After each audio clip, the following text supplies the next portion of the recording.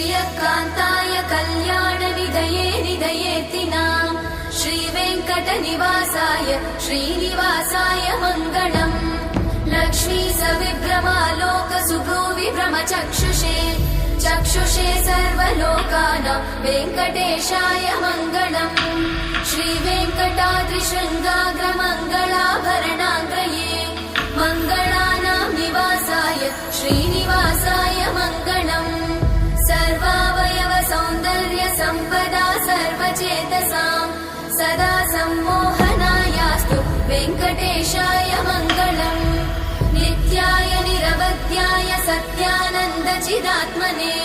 सर्वान्तरात्मने श्रीमद् वेङ्कटेशाय मङ्गलम्